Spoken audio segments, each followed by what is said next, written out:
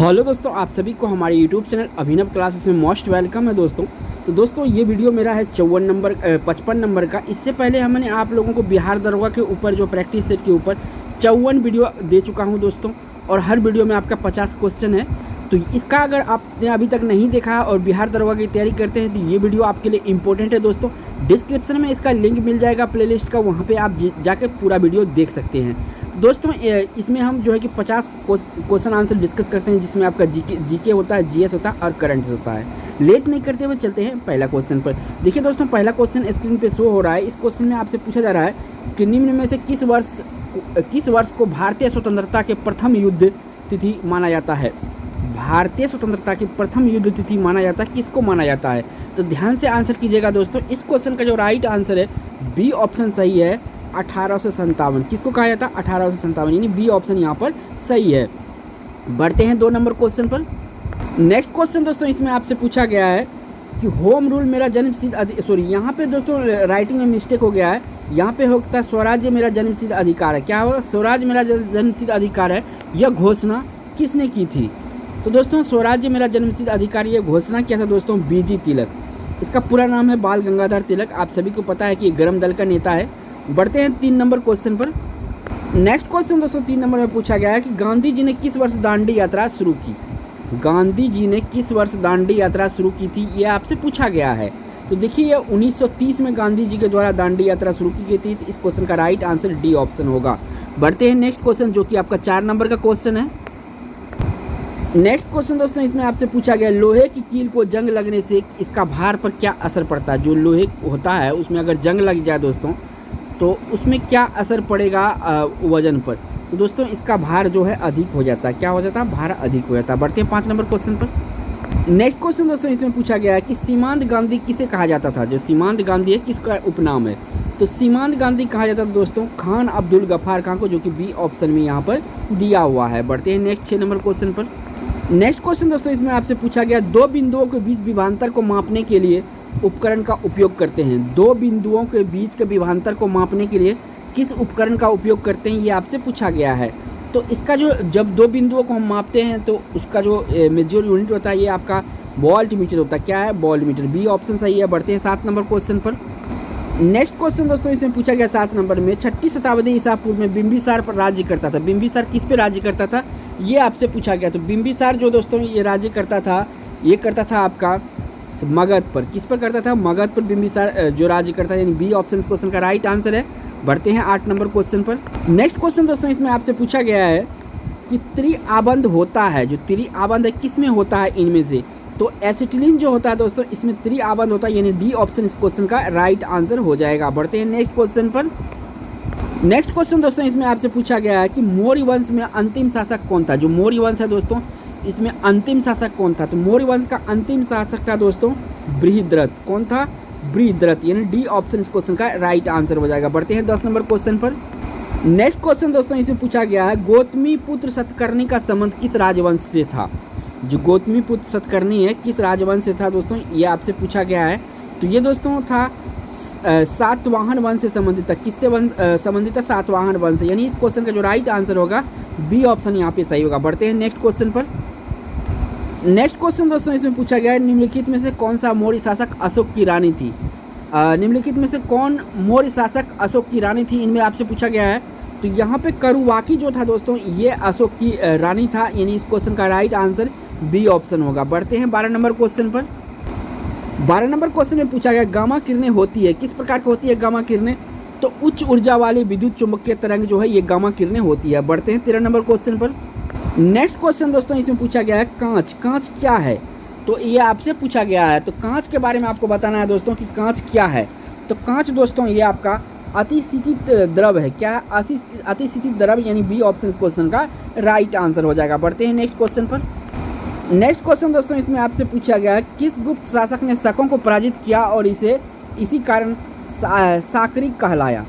किस गुप्त शासक ने शकों को पराजित किया और इसे साकारी कहलाया? तो ये दोस्तों ये चंद्रगुप्त द्वितीय है। तो चंद्रगुप्त द्वितीय का ही उपनाम है साकारी, याद रखिएगा, इंपॉर्टेंट क्वेश्चन है। बढ़ते हैं 15 नंबर क्वेश्चन पर। नेक्स्ट क्वेश्चन दोस्तों 15 नंबर में पूछा कि थानेश्वर राजधानी थी, इनमें किस राजवंश की राजधानी थानेश्वर थी? तो दोस्तों ये जो वर्धन है वो या वर्धन वंश जो है इसकी राजधानी थानेश्वर था। इस क्वेश्चन का जो राइट आंसर है दोस्तों डी ऑप्शन सही हो जाएगा। बढ़ते हैं नेक्स्ट क्वेश्चन पर। नेक्स्ट क्वेश्चन दोस्तों इसमें पूछा गया है कि सिंध पर सफल आक्रमण करने वाला प्रथम अरब कौन था। जो सिंध पर आक्रमण करने वाला प्रथम अरब कौन था ये आपसे पूछा गया है। तो सबसे पहले सिंध पर सफल आक्रमण जो किया गया था मोहम्मद बिन कासिम के द्वारा किया गया था, और ये क्या कब किया गया था 1712 ईस्वी में। ईस्वी भी पूछा जाता है दोस्तों, तो याद रखिएगा। नेक्स्ट बढ़ते हैं। नेक्स्ट क्वेश्चन दोस्तों इसमें पूछा गया निम्नलिखित में से कौन सा तांबे का अयस्क नहीं है। इसमें तांबे का अयस्क कौन सा नहीं है ये पूछना है। तो देखिए क्यूपराइट ये भी तांबे का अयस्क, मेलेकाइट ये चेल्कोसाइट ये तांबे का अयस्क। तो ऑप्शन इसमें सूटेबल जो होगा डी ऑप्शन सही हो जाएगा, उपरोक्त में से कोई नहीं, क्योंकि तीनों इसका जो है तांबे का ही अयस्क है। बढ़ते हैं 18 नंबर क्वेश्चन पर। नेक्स्ट क्वेश्चन दोस्तों इसमें पूछा गया है कि सुलह कुल नीति किसके द्वारा अपनाई गई थी। जो सुलह कुल नीति थी ये किसके द्वारा अपनाई गई थी दोस्तों, ये अपनाई गई थी अकबर के द्वारा। किसके द्वारा? अकबर के द्वारा। तो इस क्वेश्चन का जो राइट आंसर है दोस्तों सी ऑप्शन सही है। बढ़ते हैं नेक्स्ट क्वेश्चन पर। नेक्स्ट क्वेश्चन दोस्तों इसमें पूछा गया निम्न में से किस मुगल सम्राट को शासन काल में प्रसिद्ध मयूर सिंहासन बनाया गया था। किस मुगल शासक के शासन काल में प्रसिद्ध मुगल जो सिंहासन है उसका बनाया गया था। तो ये दोस्तों शाहजहाँ के शासनकाल में बनाया था। इस क्वेश्चन का जो राइट आंसर है डी ऑप्शन सही होगा, शाहजहाँ। बढ़ते हैं नेक्स्ट क्वेश्चन पर। नेक्स्ट क्वेश्चन दोस्तों इसे पूछा गया है कि मुगल सम्राटों में किसने आलमगीर की उपाधि धारण की थी। किसने आलमगीर की उपाधि धारण की थी दोस्तों, तो ये औरंगजेब जो है दोस्तों ये आलमगीर की उपाधि धारण की थी, यानी सी ऑप्शन क्वेश्चन का राइट आंसर हो जाएगा। बढ़ते हैं नेक्स्ट क्वेश्चन। नेक्स्ट क्वेश्चन दोस्तों इसमें पूछा गया है ब्रिटिश काल में भारत में हिंदू विधवा पुनर्विवाह कानून के लिए किसे श्रेय दिया जाता है। ब्रिटिश काल में भारत में हिंदू विधवा पुनर्विवाह कानून के लिए किसे श्रेय दिया जाता है ये आपसे पूछा गया है। तो दोस्तों ये दिया जाता है आपका ईश्वर चंद्र विद्यासागर। किसको दिया जाता है? ईश्वर चंद्र विद्यासागर, जो कि ए ऑप्शन इस क्वेश्चन का राइट आंसर हो जाएगा। बढ़ते हैं नेक्स्ट क्वेश्चन पर। नेक्स्ट क्वेश्चन दोस्तों इसमें पूछा गया कि रविंद्रनाथ टैगोर किसके लिए नोबेल पुरस्कार प्राप्त हुआ था। यानी रविंद्रनाथ टैगोर को जो है नोबेल पुरस्कार किसके लिए मिला था, तो इसको मिला था गीतांजलि के लिए। और कब मिला था, तो ये मिला था 1913 में। कब मिला था? 1913 में। और दोस्तों ये गीतांजलि को लगभग में आपका 14 विदेशी भाषा में इसको जो है कि रूपांतरित किया गया है, तो ये भी याद रखिएगा। नेक्स्ट क्वेश्चन दोस्तों इसमें पूछा गया है कि रासायनिक धातु जस्ता का संकेत क्या है। रासायनिक धातु जस्ता का संकेत Zn होता है। क्या होता है दोस्तों? Zn होता है, यानी बी ऑप्शन इस क्वेश्चन का राइट आंसर हो जाएगा, जस्ता। बढ़ते हैं नेक्स्ट क्वेश्चन पर। नेक्स्ट क्वेश्चन दोस्तों इसमें आपसे पूछा गया कि भारत में प्रथम महिला विश्वविद्यालय की स्थापना की थी। भारत में प्रथम महिला विश्वविद्यालय की स्थापना किसने की, तो ये किया था दोस्तों डी कर्वे। कौन किया था? D curve. तो इस क्वेश्चन का जो राइट आंसर होगा दोस्तों ए ऑप्शन होगा। बढ़ते हैं 25 नंबर क्वेश्चन पर। नेक्स्ट क्वेश्चन दोस्तों इसमें आपसे पूछा गया कि ऋग्वैदिक देव मंडल का सर्वाधिक महत्वपूर्ण देवता कौन है। ऋग्वैदिक देव मंडल का सर्वाधिक महत्वपूर्ण देवता है दोस्तों, इसमें जो आपका इंद्र है ये महत्वपूर्ण देवता। तो इस क्वेश्चन का जो राइट आंसर है ए ऑप्शन सही होगा, इंद्र। नेक्स्ट क्वेश्चन दोस्तों 26 नंबर में पूछा गया अनुलोम विवाह का वह प्रकार है जिसमें वधू वर के वर्ण से डैश वर्ण से संबंधित है। तो दोस्तों ये जो है इसमें वर्ण से संबंधित है, तो यहाँ पे होगा दोस्तों निम्न। क्या है? निम्न, यानी कि जिस वधू वर के वर्ण से निम्न संबंधित है, निम्न वर्ण से संबंधित है ये वर, यानी बी ऑप्शन इस क्वेश्चन का राइट आंसर हो जाएगा। बढ़ते हैं नेक्स्ट 27 नंबर क्वेश्चन पर। नेक्स्ट क्वेश्चन दोस्तों इसमें आपसे पूछा गया पाणिनिकृत अष्टाध्यायी किससे संबंधित ग्रंथ है।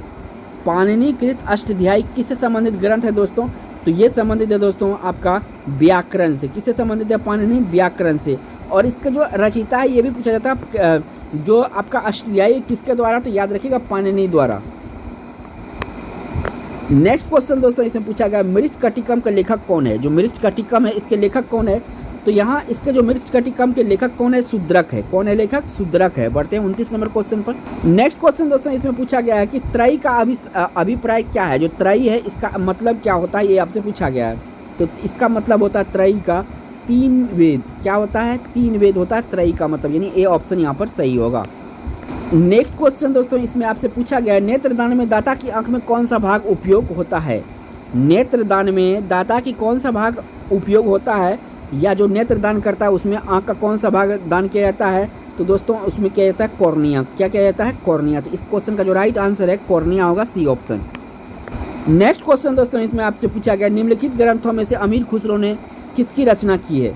निम्नलिखित ग्रंथों में से अमीर खुसरो ने किसकी रचना की है दोस्तों, तो इसमें जो आपका जो अमीर खुसरो द्वारा किया गया है इसमें ये पृथ्वी जो आपका पृथ्वीराज रासो है ये अमीर खुसरो के द्वारा किया गया। इस क्वेश्चन का बी ऑप्शन करेक्ट होगा दोस्तों। बढ़ते हैं नेक्स्ट क्वेश्चन पर। नेक्स्ट क्वेश्चन दोस्तों इसमें आपसे पूछा गया कि सूफीवाद किससे घनिष्ठ संबंधित है। जो सूफीवाद है किससे घनिष्ठ संबंधित है, तो दोस्तों ये जो है आपका इस्लाम धर्म में से संबंधित है सूफीवाद। यानी इस क्वेश्चन का जो राइट आंसर है डी ऑप्शन आपका सही होगा। बढ़ते हैं 33 नंबर क्वेश्चन पर। नेक्स्ट क्वेश्चन दोस्तों इसमें पूछा गया कि समर्थ रामदास किसके गुरु थे। इनमें से समर्थ रामदास जो है किसके गुरु थे, ये आपसे पूछा गया है। तो समर्थ रामदास दोस्तों शिवाजी के गुरु थे। तो इस क्वेश्चन का जो राइट आंसर है ए ऑप्शन सही होगा। बढ़ते हैं नेक्स्ट क्वेश्चन पर। नेक्स्ट क्वेश्चन दोस्तों इसमें पूछा गया है निम्नलिखित भक्तिकालीन संतों में से कौन कृष्ण का आराधक नहीं था। जो कौन सा ऐसा कृष्ण का आराधक नहीं था। आप पहले आराधक चुन लेते। मीराबाई कृष्ण का आराधक, चैतन्य कृष्ण का आराधक, सूरदास कृष्ण का आराधक। जो कबीर था दोस्तों ये आपका कृष्ण का आराधक नहीं था। तो इस क्वेश्चन का जो राइट आंसर है डी ऑप्शन सही होगा यहाँ पर। नेक्स्ट क्वेश्चन दोस्तों इसमें पूछा गया है दो पत्रिकाओं नवजीवन तथा यंग इंडिया का संपादन किसने किया था।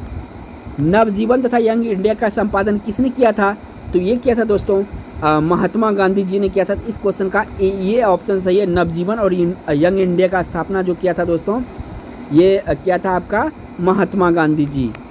नेक्स्ट क्वेश्चन दोस्तों इसमें पूछा गया है निम्नलिखित में से कौन सा जुड़वा नगर के नाम से जाना जाता है। जुड़वा नगर के नाम से कौन सा जाना जाता है, तो यहाँ जुड़वा नगर की बात करेंगे दोस्तों तो इसको कहा जाता है हैदराबाद और सिकंदराबाद को। यानी क्वेश्चन का आंसर जो होगा ए ऑप्शन होगा हैदराबाद सिकंदराबाद।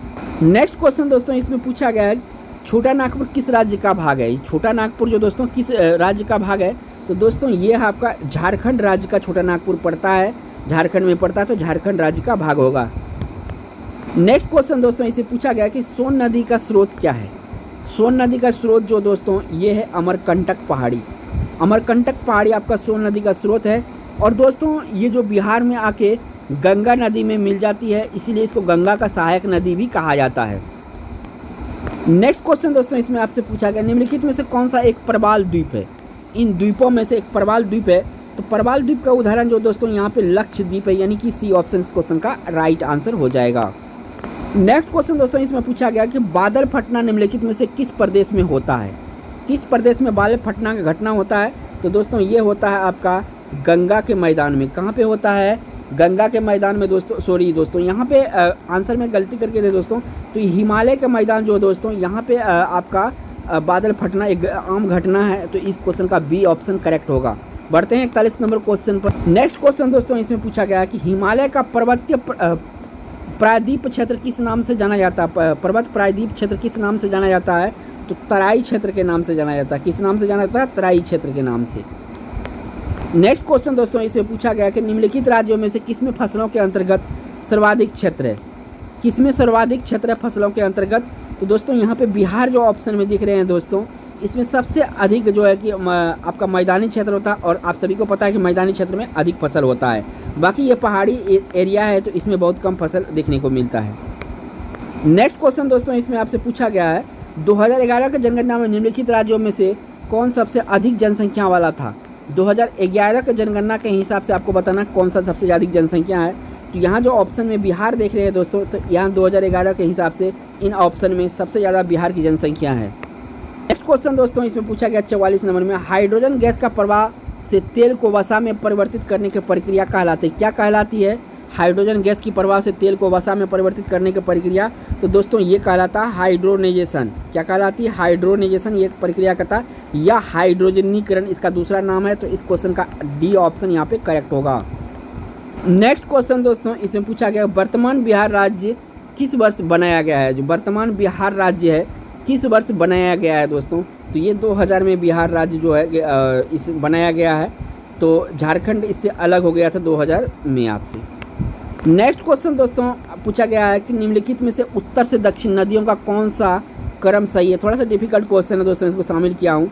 तो यहाँ पे दोस्तों अगर हम उत्तर करें, ठीक है, और यहाँ पे क्या करें, दक्षिण करें, तो कौन सा सही क्रम है, तो गंगा, नर्मदा, महानदी, गोदावरी। तो ये सही क्रम है। तो इस क्वेश्चन का जो राइट आंसर है ए ऑप्शन सही होगा। बढ़ते हैं 47 नंबर क्वेश्चन पर। नेक्स्ट क्वेश्चन दोस्तों इसमें पूछा गया है सह्याद्री श्रेणी का अन्य नाम क्या है। जो सह्याद्री श्रेणी है इसका अन्य नाम क्या है, तो सह्याद्री श्रेणी का अन्य नाम आपका पश्चिमी घाट है, जो कि डी ऑप्शन में दिया हुआ सही आंसर। नेक्स्ट क्वेश्चन दोस्तों इसे पूछा गया, निम्नलिखित में से कौन सी बिहार की खरीफ फसल है।